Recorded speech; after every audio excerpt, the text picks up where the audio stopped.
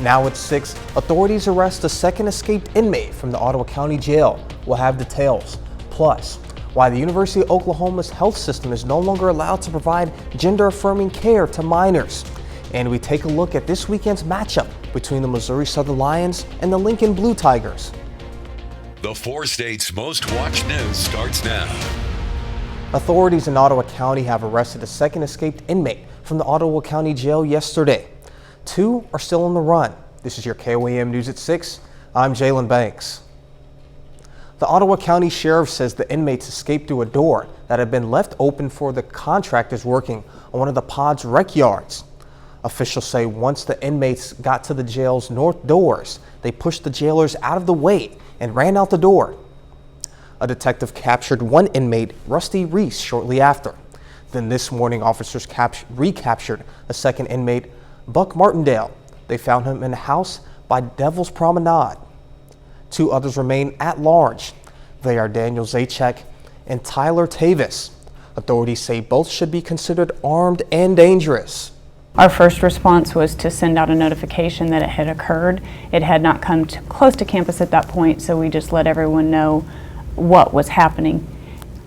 Once the situation got closer to campus, then we sent out a lockdown and locked down the campus. If you have any information about their location, please call 911. For the next 3 Wednesdays leading up to the panel, we will have a series of stories highlighting the different child care challenges in the area. And KOAM's Amber Jenkins spoke with the local daycare about the challenges that they face daily. Southwest Missouri is experiencing an epidemic of deficiency in childcare. Local daycares are struggling with keeping qualified staffing and offering competitive pay. The state subsidized payments, those that take in the state subsidized payments receive a much lower wage for the children that they bring into care, and so they don't have funding beyond paying salaries to put in for education materials for the children that they work with. So they're scraping by. This is one of the fastest professions that people are leaving right now throughout our nation. Due to the lack of staff, many local daycares have waiting lists dating back for months. I have one director that I work with that she recommends all parents that are pregnant to, as soon as they find out that the day that they're pregnant, that they actually tell the daycare director first before they tell their husband so that they can get on the wait list. That's what our families are dealing with here in the Southwest region. We actually have some counties here in the Southwest region where there is actually zero care. Staffing is not the only challenge daycares face. Inflation has also affected them as well. Even this week I was doing some math. Our juice prices from a year ago were 25 cents for a jug of juice. This year they're 46 cents, almost double the price. That costs us an extra $400 a month, just in juice alone. You factor in everything else, grocery-wise, paper goods, toilet paper, paper towels, everything. Even if you can find it, is more expensive. 80% of FBC Learning Center's budget goes towards payroll, leaving very little for supplies. Everybody who does this understands that nobody wants to raise rates or pass that cost along, but we really don't have any option. With labor costs taking up so much of our budget and those fixed costs that we have to have, there's really we don't have a very big margin to eat that cost ourselves. So we have to pass it along to parents, unfortunately. And so parents will have to turn down jobs maybe. You may have to have families, especially with multiple kids, who consider being a stay-at-home mom or dad so that they can keep those costs down. And now Amber Jenkins joins us in studio. So Amber, your ear was to the ground on this one. I know you put a lot of legwork in. What else did you learn while you were out, developing the story? I have to say the most surprising information that I found out about daycares, and especially the workers, is how little they are actually paid. Like I was talking to one of the directors and they said they can work at a fast food place for much more money. So now they're having a hard time having competitive pay and bringing in staffing. So that was eye-opening. Yeah, I heard a statistic out of Southeast Kansas that some daycare workers are making $9 an hour. So wow. I can only imagine just how hard it is trying to find, yeah, for sure, just trying to find workers and retain them. And, thank you for joining us, Amber. Next week for the Child Care Series, Amber's going to speak to the Joplin's early childhood superintendent about how you can prepare for your child for pre-K. And now Doug Haiti joins us with the first look at the weather. Well, it turned out to be another fairly nice day for us once again today. We did go back up into the mid 80s, which is warm. We've had some clouds increasing the past several hours, and where you see the brighter colors in the clouds, those are the thicker clouds.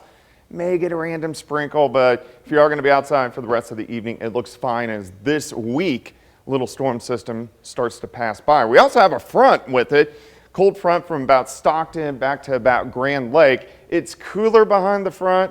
It's not cold, but it will cool us down a hair by the time we head into the daytime hours tomorrow.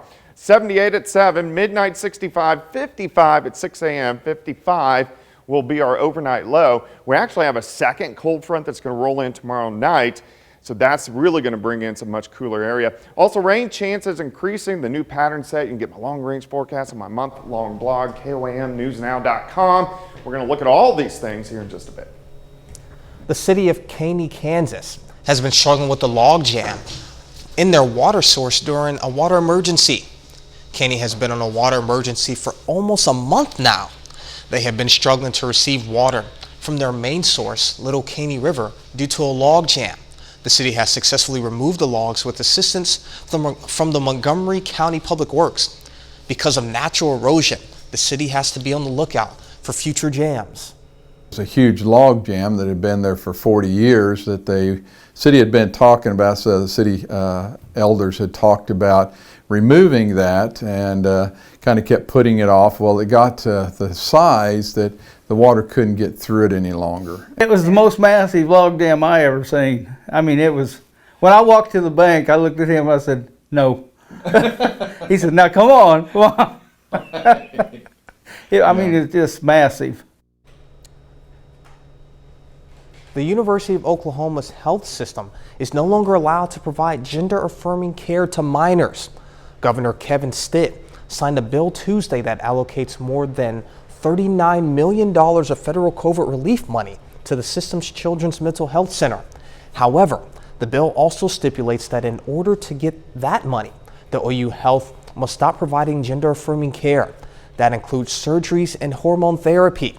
OU Health issued a statement indicating that it would comply with the new law. Stitt said he wants the next legislative session to ban permanent transition surgeries and hormone therapies on minors statewide.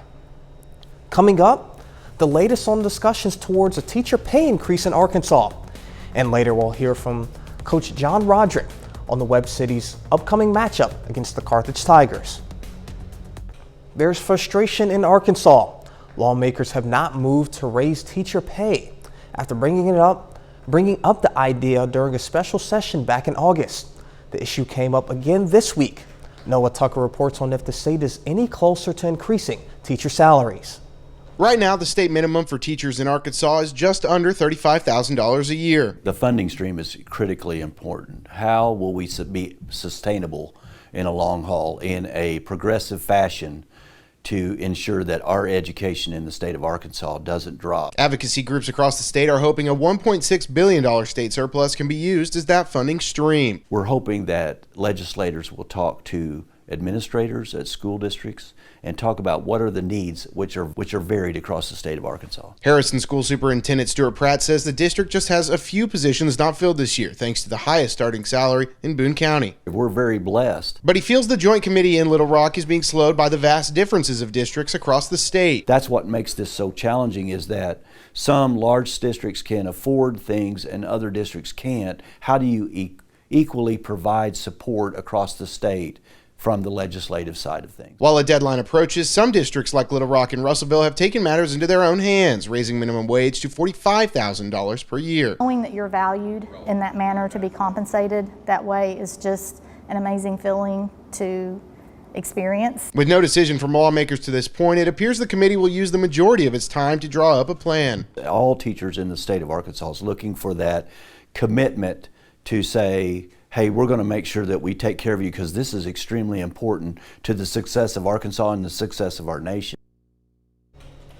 If the Joint Senate House Committee is to move forward with a plan to increase state pay, it will need to be finalized for the governor by November 1st. A little later, we'll head over to Webb City to check out their Paint the Town Red event. Plus, we have a pretty strong cold front that is going to head toward us. I'll give you those details coming up.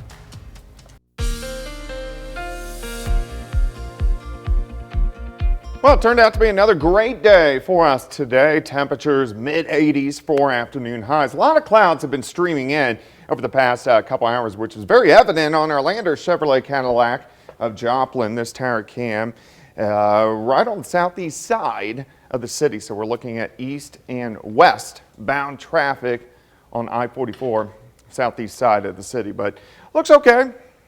We are going to have a lot of clouds.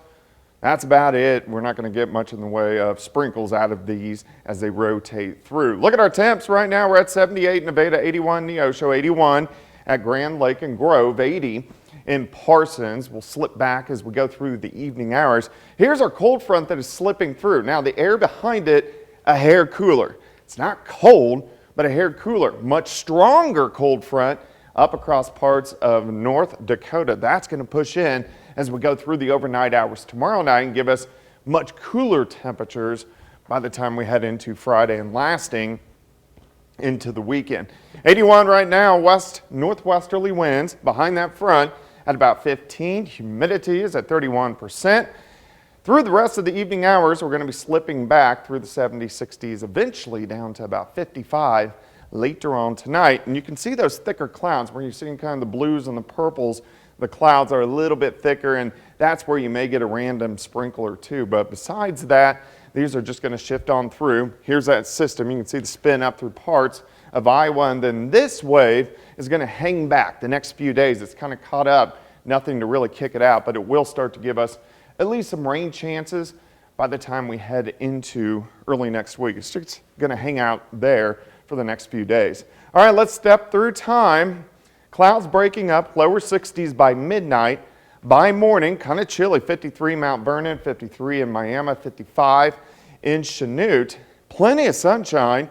We're going to warm up, upper 70s by noon, and by the afternoon, still into the 80s, just a little bit cooler than what we did see today. Here comes that next front tomorrow night. Winds are going to shift out of the northeast. We drop near 50 by Friday morning. As we go into Friday afternoon, clouds will increase late in the day, but look at these temperatures, 68 in Lamar, 73, Bella Vista, 66 in Chanute, so quite a bit cooler. And then Friday night, we could get a few random little sprinkles rolling through with some clouds. Most of these are going to be out of here by the time we head into Saturday. Here's your day plan of 54 in the morning, 77 by noon, 81 by 5, high temp of 83 degrees for us tomorrow, but only 72 on Friday, overnight low of 46. Saturday, 73 degrees as we go into the afternoon hours. So Saturday looks great, but look at the rain chances starting to at least get close to us. So this is Sunday afternoon, still great temperatures, slight chance for showers on Monday, and then better chances for rain moving in late Tuesday into Wednesday with another fairly strong cold front rolling through. So the good news there is at least we got some rain chances by the time we head into next week. 77 Sunday, and then we creep back up lower 80s Tuesday and Wednesday. Yeah, that forecast looks awesome. Yeah, definitely looking forward to that. Plus it has some rain in it. And Friday night, big game against Webb City and Carthage, so that weather won't be too hot for the boys. We'll show that forecast at 10. Absolutely. All right. And this is a live look at Webb City's Paint the Town Red Parade and Community Bonfire. The parade is ahead of Dub C's homecoming game against the Carthage Tigers. At the event, you can find food trucks and businesses set up. So if you're in the area, by all means stop by and go have some fun. And still ahead, Missouri Southern football prepares for their homecoming game against Lincoln. And we'll hear from the Webb City Cardinals on Friday night's rivalry game against Carthage. Jacob Leonard joins us with sports after the break.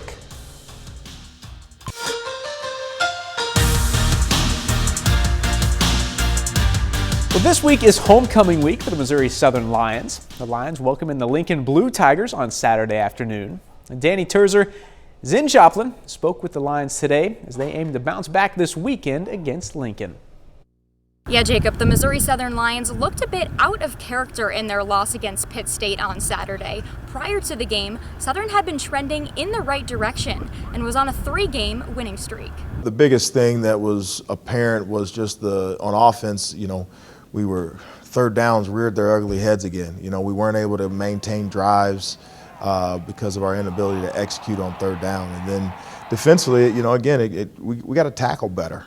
You know, we have to tackle better. We have to, probably for the first time, we got out-competed for jump balls, which is something, you know, when you face big receivers and that ball's in the air, you got to go up and get it. And if you don't get it, you got to make sure you break apart the hands or make sure you hit them hard enough that they drop the ball. We've had a really good demeanor this week. We haven't let the loss hang our heads. And, I mean, I really kind of liked what I've seen out there. People are flying around. They kind of took it personally. Missouri Southern is determined to show that last week's performance is not who they are. They'll have a chance to prove that this Saturday against Lincoln. In Joplin, Danny Terzer, KOAM Sports. Thanks, Danny. Saturday's game will be the 13th all-time meeting between Missouri Southern and Lincoln. The Lions are 10-2 all-time against Lincoln and have won 10 straight against the Blue Tigers. At the high school level, we have a few big games coming up on Friday night. Now, in a matchup of two of the best programs in the state, the Webb City Cardinals host the Carthage Tigers in a COC rivalry game this week. Now, heading into the game, Carthage is the top-ranked team in the state in Class 5 with a 5-1 overall record.